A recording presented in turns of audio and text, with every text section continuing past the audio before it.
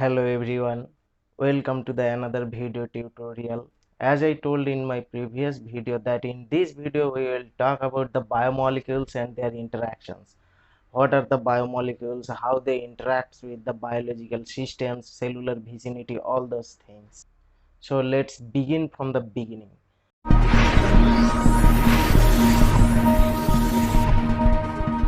Basically, a biomolecule is a carbon-based organic compound produced by a living organism. More than 25 naturally occurring chemical elements are found in biomolecules, but these biomolecules primarily consist of carbon, hydrogen, nitrogen, oxygen, phosphorus, and sulfur mainly. In terms of percentage of total number of atoms, mainly the four elements carbon, oxygen, nitrogen, and hydrogen together make up over 99% mass of the most cells. Biomolecules include both the small and large molecules. Small molecules in the sense the molecules which have the molecular weight lower than 1000 Dalton, which include sugar, fatty acids, amino acids, neurotransmitter, vitamins, hormones, primary and secondary metabolites. Generally, the biomolecules having more than 1000 Dalton molecular weight are considered as macromolecules such as nucleic acids, proteins, and carbohydrates. Although there are so many biomolecules are available in the nature and some of them are still under research, but for us only some of them are necessary, like nucleic acids, amino acids, lipids, proteins, carbohydrates, vitamins, and enzymes. That's all. And in this video we will discuss about the nucleic acids and nucleotides. Nucleic acid was first discovered by Frederick Mischer from the nuclei of past cell, which are leukocytes from discarded surgical bandages and called nuclein. Nuclein was later shown is a mixture of basic proteins and phosphorus containing organic acid, now called nucleic acids. And now nucleic acid, as we know, is a polymer. So the monomer of nucleic acid is called nucleotides. Basically, there are two nucleotides available, and so nucleic acids therefore can be called as polynucleotides. Nucleotides are ubiquitous molecules with structural diversity, each composed of a nitrogenous base which is attached with a sugar molecule to which at least one phosphate group is also attached. The bases of nucleotides are planar, heterocyclic, relatively water-insoluble aromatic compounds that are structural derivatives from either purine or pyrimidine. So, purines. Two different nitrogenous bases with purine ring was found in DNA and RNA, and they are most commonly found in everywhere, which are adenine and guanine. The chemical name of adenine is 6-aminopurine and guanine is 6-oxy-2-aminopurine. Because adenine contains an amino group in the C6 molecule and guanine contains a oxygen molecule at the C6 and an amino group in the C2 carbon of the purine ring. And now pyrimidines. Two major pyrimidine bases are found in DNA, cytosine and thymine.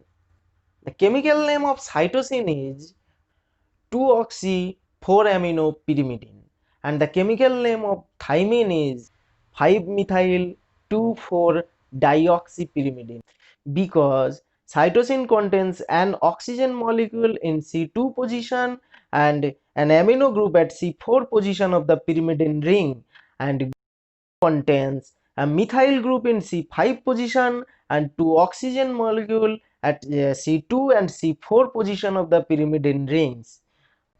In case of RNA, one another pyrimidine molecule is found rather than thymine, which is called uracil. Uracil is quite structurally similar to thymine, but it lacks only the methyl group at C5 position of the pyrimidine ring. That's why the chemical name of uracil is 2,4-dioxypyrimidine. It possesses only two oxygen molecule at the C2 and C4 position of the pyrimidine ring. The purine used to form bonds with the pentose sugar via its N9 atom and pyrimidines do that thing via its N atoms. Now the sugars. The naturally occurring nucleic acids contains two types of pentose sugar. ribose sugar and deoxyribose sugar. The carbon atoms of the ribose or deoxyribose sugar present in nucleoside or nucleotides are designated with a prime mark to distinguish from the backbone numbering of the nitrogenous bases. The ribose sugar found in RNA, which is a 5 carbon monosaccharide with a hydroxyl group on each carbon, and the deoxyribose sugar is found in DNA, which is also a 5 carbon monosaccharide, but it lacks an oxygen molecule on 2' position. The 2' hydroxyl group is replaced by one hydrogen atom. And now sugar pucker. Pentose sugar is non-planar, and this non-planarity is known as puckering. Pentose sugar can be puckered basically in two conformations. One is envelope, another one is twisted. In the envelope form, the 4 carbon atoms of the pentose sugar are nearly coplanar, and the fifth one is away from the plane. In the twisted form, 3 carbons are coplanar and other 2 lie away on opposite sides of the plane. Twisting the C2' and C3' carbon atoms of the pentose sugar ring, resulting the twisted form of the sugar ring. Sugar pucker can be endo or exo forms. C2' or C3' are in endo form, means that C2' or C3' are in the same plane as the base and the C4' and the C5' bonds. And exopucker means the shift in the opposite direction.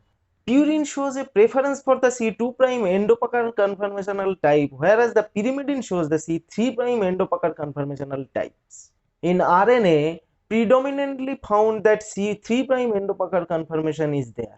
And now the nucleoside. The sugar and nitrogenous base join together to make a nucleoside, and the bond between the sugar and the nitrogenous base is known as N-glycosidic bond. When the structure is written in the standard orientation, then the nitrogenous base lies above the plane of the sugar. That is why the configuration of N-glycosidic bond is beta. The base is free to rotate around the glycosidic bond, and due to the rotation of the glycosidic bond, two conformation is arrived, that is syn and anti. The pyrimidine tends to adopt the anti conformation due to the steric interference between the O2 and C' in the syn conformation, whereas the purines are able to adopt both the forms, syn and anti.